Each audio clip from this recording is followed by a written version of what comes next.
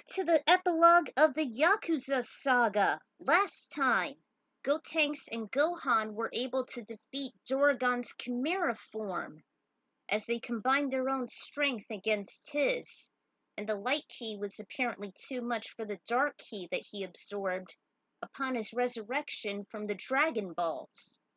And so, the heroes are recuperating at Dende's lookout. So, how will this go? Let's find out, shall we? Can't wait to do this epilogue. Chapter 9, Hurt and Comfort. As Wong and Dominique reconnected with Sion, Ayame was still sulking outside their quarters. Her old friend, the gentle pussycat Korin, comforted her. He told her he never noticed her resentment toward Krillin and Piccolo while they were fighting Gohan and aiding Garlic Jr., all because of some stupid prank they pulled. Luckily, both Korin and Yajirobe were somehow not affected by the worldwide mist and avoided its air currents. Nevertheless, it reminded her of what just transpired as she observed the bouncer's mind-altered antics. She's not sure whether she could forgive them or not. Krillin knew how she was feeling firsthand. Still, he did leave with 18 and Chaosu. Well, it has been a few years since you've last seen them, but I wouldn't be so hasty on throwing your friendship away. Just give them some time. After all, you still want to work for them in Dog Street, don't you? He had a point there. She almost forgot about that night she reunited with Sion and Dominique while she was wearing her distinctive red hoodie. It was that piece of clothing alone that brought her back. Ayame was so deep in thought she didn't notice the flight display ahead. Echidna was dumbfounded at what she just saw. What? How? How in the hell can you do that? She couldn't comprehend how a single human was able to fly, or more specifically Gohan. Landed smoothly. What matters is how you control your ki, your latent energy. The lady was still perplexed. Gohan then said enthusiastically, "Show her how it's done, Videl." She gladly demonstrated as her vessel began to rise gradually. She took off and beelined all over the lookout. Echidna was just beyond flabbergasted at what she just saw, though something was bothering her, particularly her breasts, as they suddenly felt sore, soft, and swollen. She actually fell to the ground. Videl and Gohan ran to her side and she began to look very pale and felt very nauseous. They immediately carried her inside the recovery chambers. So this is the Eternal Dragon. Shenron, wasn't it? Dende was showing the dragon to Sion, as well as the lookout's other locations. He was greatly fascinated with the place. So much so, he actually offered to train there as a way to become stronger. Being like Wong's training, but taking it to the next level, he likes to call it. He learned about the teleporter, the hyperbolic time chamber, the power pole connecting to the lookout as a means for transport, and also Korin's tower. Through observance, the wise white feeling was greatly admired by Sion's own strength and potential, as well as his restored pure heart. He also wondered that, since he's willing to train partially at the lookout, he wishes for him to be a bona fide Z fighter someday. Although Dominique became worried on how he'll juggle both his bouncer career as well as his newly found training. Don't worry, I'm sure I'll find a way to prioritize both of them somehow. Besides, we used the Nimbus once before. He recalled how fast it was, though he sometimes felt curious as to whether or not he could still ride it. But wasn't the cloud destroyed during that aerial fight? Bouncer's allies did discuss about those past incidences involving the Yakuza. The Nimbus was destroyed.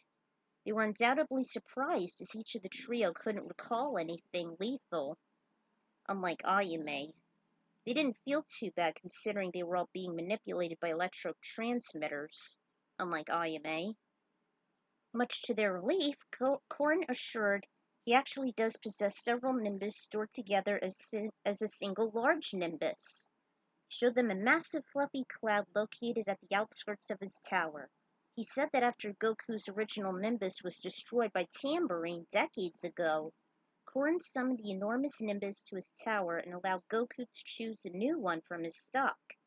Goku used that particular nimbus ever since, as well as two sons, Gohan and Goten. Dominique and Ayame were thrilled, yet still the latter felt very troubled.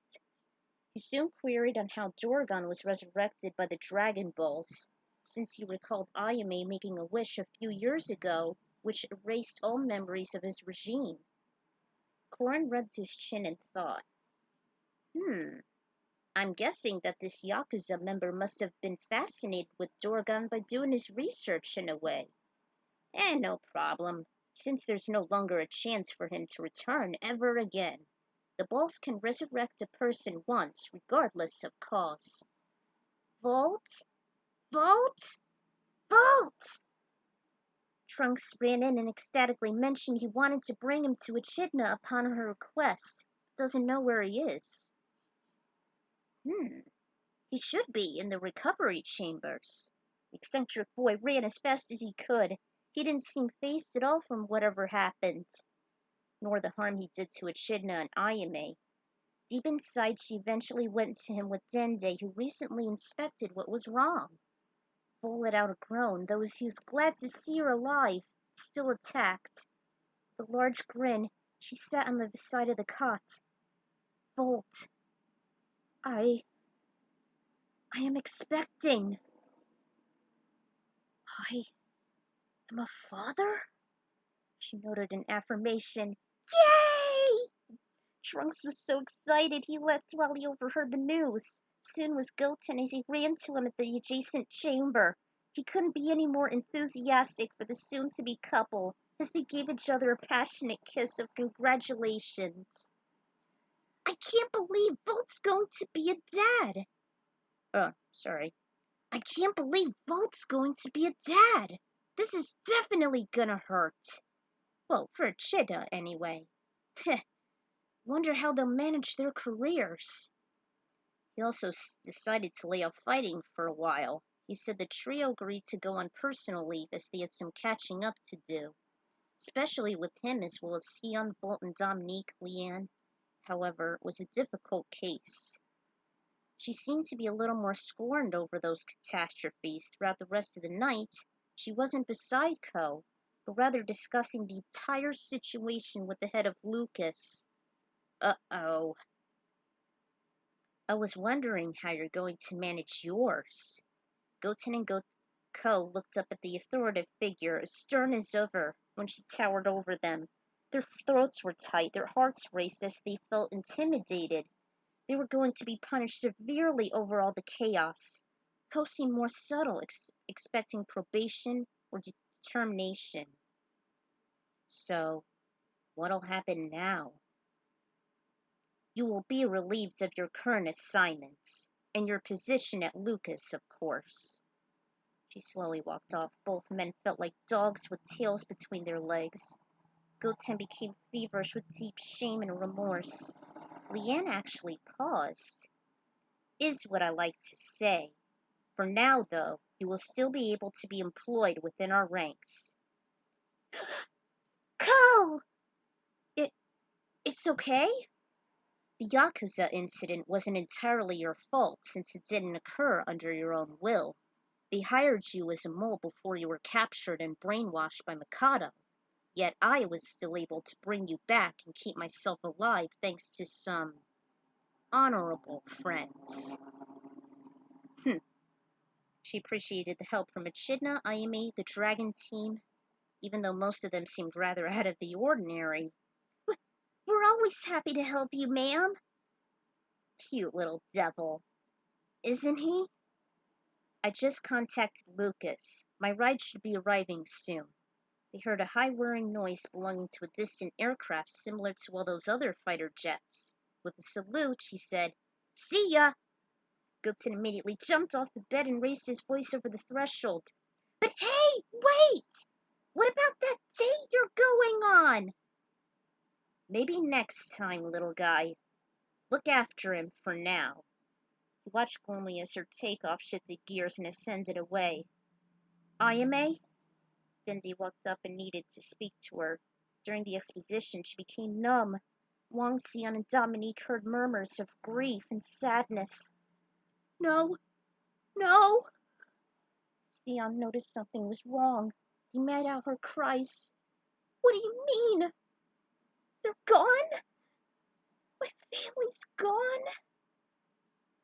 He listened in as Dende laid a hand on her shoulder and informed her she lost her family when the Yakuza attacked. He was fortunate for her as she left as soon as she did. Otherwise she would have also fallen prey. Remembering his own tragic past, while Sion was just an orphan having lost his mom at the age of 6 due to a street gang assault, which I wish there was more interpretation, began wandering the streets and came across Wong, who became his disciple. Then he lost Chaldea twice at the hands of Doragon, his former Oyabun. Clenched his fist at the thought, but Ayame's pain seemed to soothe him a little. He next remembered his vows of never losing anyone else he cared for. Through sympathy, he, Wong, and Dominique walked slowly toward her, together. Echidna, accompanied by Bolt and Trunks, comforted her. She hugged the troubled adult tightly. Ayame, even if the world may seem to be against you, know that I'll always be by your side. You won't have to suffer through this alone. No, I have already lost a mentor of mine by the hands of a madman, to whom I remorselessly worked for, as well as being close to ending my own life. But I know now that I have friends who will always have my back. The power of friendship never fails. There's Ko and Goten. Besides, Sion got another chance thanks to Dominique. It's all good. Ever since she came around, he began to open to us too. You will always have someone to look out for you. You cannot progress as long as you keep your feelings inside, with your heart broken. Everyone, including Mr. Popo, Goten, Trunks, Gohan, Videl, and Korin, gathered around her.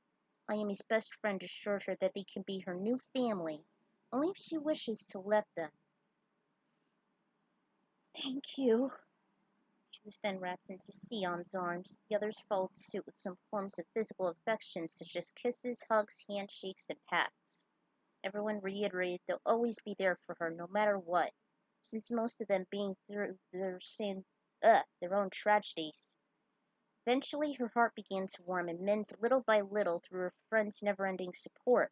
Heck, they could even assist her in moving starting tomorrow, to which she reluctantly accepted. As honor for saving the world yet again, just a few more years into the future, Goten and Trunks visited Dog Street once more and became part-time bouncers.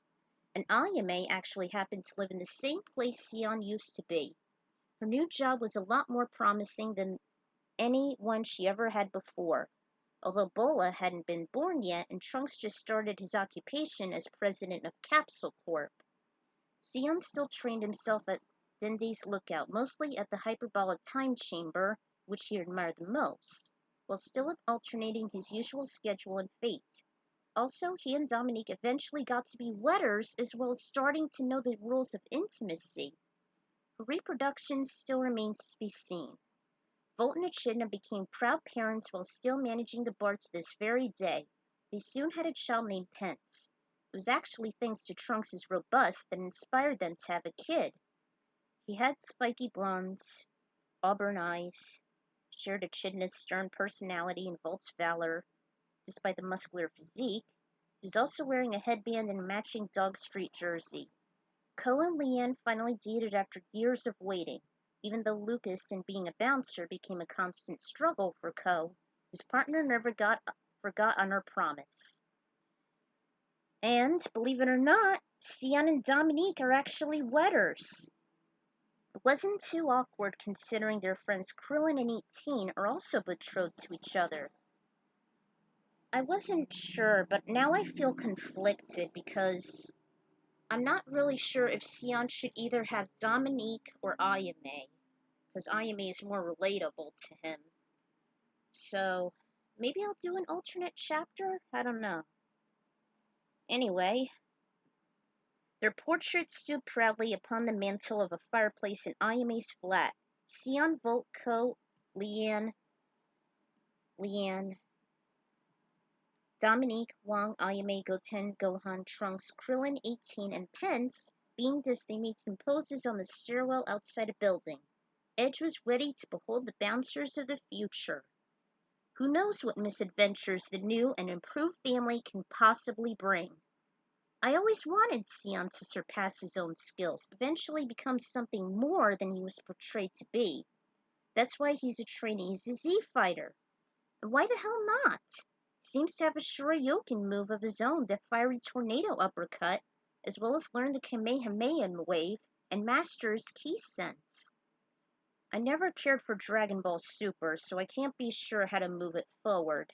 So this might be the last of the series? But hey, you never know.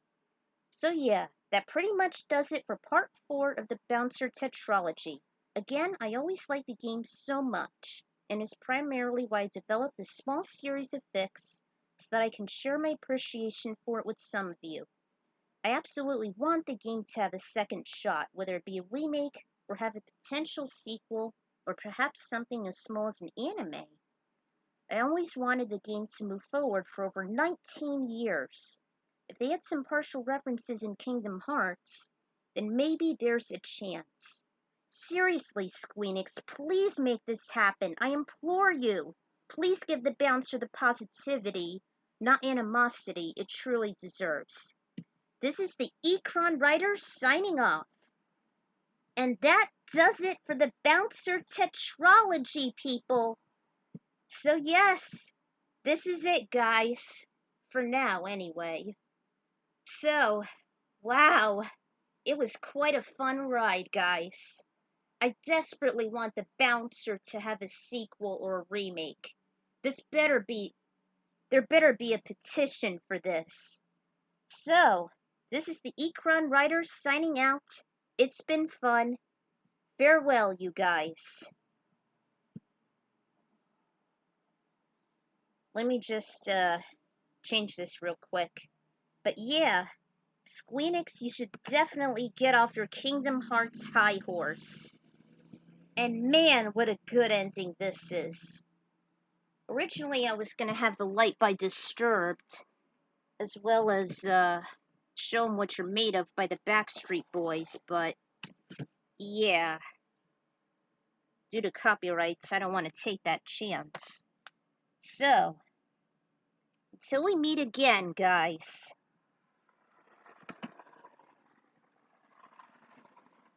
Hold on one sec. Hopefully the internet would play this.